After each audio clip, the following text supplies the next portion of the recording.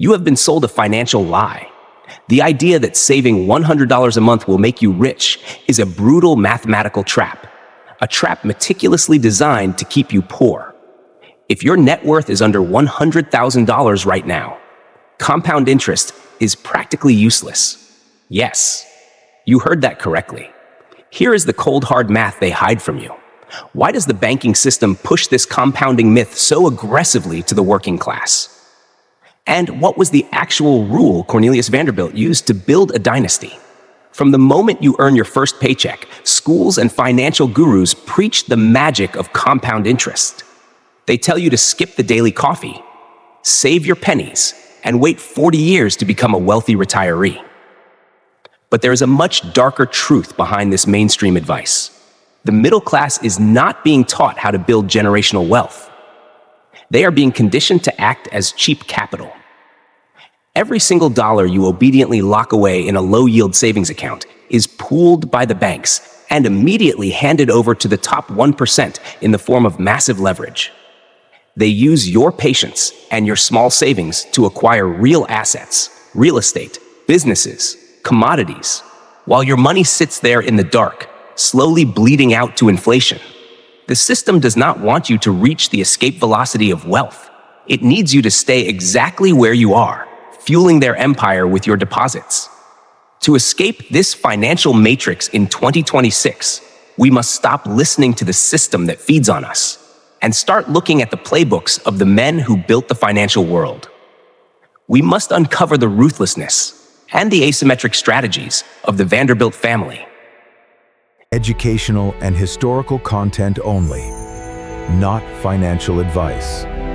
Let us look at the brutal math, the exact numbers that the financial elite use to keep you trapped. Imagine you have managed to save $10,000. You did everything right. You lived below your means. You skipped the vacations, and you invested it into an index fund promising an 8% return. After one entire year of waiting, your money has generated $800 in a vacuum. This sounds like progress, but we do not live in a vacuum. We live in the year 2026, and there is an invisible force pulling you back down to earth. I call it the financial gravity of poverty. First, the government steps in to take its share. Income taxes and capital gains taxes immediately slice that $800 down. Then comes the silent thief, inflation. While the official numbers might tell you one thing, the real cost of your groceries, your insurance, and your rent has surged. That 8% return is not actually making you richer. It is barely keeping you from drowning. But here is the true punch of reality, the trap that crushes 99% of the middle class. Life happens. Your car breaks down and needs a $2,000 repair, or you face an unexpected medical bill, or your landlord raises the rent. Instantly, the tiny profits you spent 3 years compounding are wiped out overnight. You are forced to sell your investments just to survive. Your money never gets the chance to multiply because it is constantly being dragged back down to zero by the gravity of daily expenses. You are running on a treadmill, exhausting yourself, believing you are moving forward. While the system watches you, you stay exactly in the same place. This is why saving small amounts is mathematically doomed from the start. So, if saving small amounts is a guaranteed path to failure, what is the alternative? To answer that, we must understand a concept known in physics as escape velocity. When a rocket launches into space, it burns over 80% of its fuel just to break through the gravitational pull of the Earth. It is a violent, exhausting struggle. But once it breaches the atmosphere, the gravity fades, and it glides effortlessly through the vacuum of space. Wealth works in the exact same way, and the system desperately hopes you never realize this. The atmosphere you are trying to break through is the first $100,000. This is the financial escape velocity. Why 100,000? Because at this exact threshold, the math finally begins to work in your favor. If you have $100,000 invested at an 8% return, you are generating $8,000 a year in passive growth. Now, when the transmission in your car blows up, or when your landlord raises the rent by a few $100s, you do not have to sell your principal. The $8,000 of growth acts as an invisible shield, absorbing the financial shocks of life. Your original $100,000 remains entirely untouched, continuing to work for you, continuing to multiply. But the journey to get there is an absolute bloodbath. I call the space between $0 and $30,000 the great wealth filter. This is where 90% of the population gives up. They look at their account balances after 2 years of extreme sacrifice, and they see a meager few $1,000s. The psychological fatigue sets in. They feel deprived, exhausted, and poor. So they quit. They buy a new car on financing. They take a vacation they cannot afford, and they plunge right back into the gravity of the poverty loop.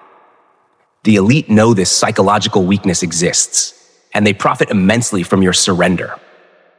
If saving small amounts is a trap, how did the elite actually build their empires? Let us look at the patriarch of old money himself, Cornelius Vanderbilt. The history books will tell you he was a titan of industry, but they conveniently leave out his true mathematical secret. Vanderbilt did not build his $100 million fortune by depositing his pennies into a bank and waiting for 40 years. He understood a concept that the modern banking system desperately hides from the middle class: asymmetric risk. While the working class is taught to avoid risk at all costs and accept a guaranteed, tiny return, the elite seek out situations where the downside is capped, but the upside is mathematically infinite. They do not use compound interest to become rich. They use it to protect their wealth only after they have already made it. To reach that crucial $100,000 escape velocity, Vanderbilt and the old money families focused entirely on the velocity of money. They understood that tying up capital for decades in low-yield funds is the equivalent of burying your weapons during a war. Instead, they weaponized debt. They used other people's money to acquire assets that generated active cash flow.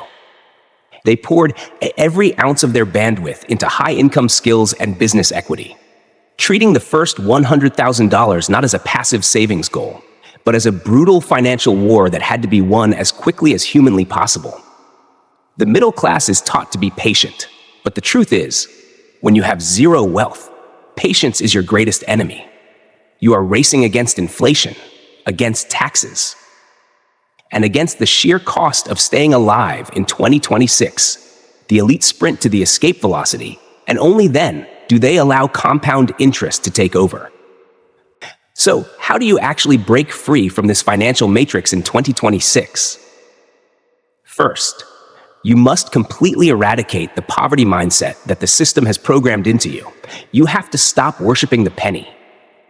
The mainstream financial media wants you to believe that skipping your $5 morning coffee is the key to becoming a millionaire. This is a deliberate distraction. While you are obsessing over a $5 cup of coffee, the top 1% are restructuring millions in debt to legally avoid taxes using strategies like buy, borrow, die. In a high-inflation environment like 2026, trying to budget your way to wealth is mathematical suicide. You cannot shrink your way to financial freedom.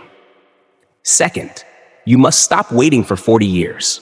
Your entire focus, 100% of your mental bandwidth, must shift from passive saving to aggressive income generation.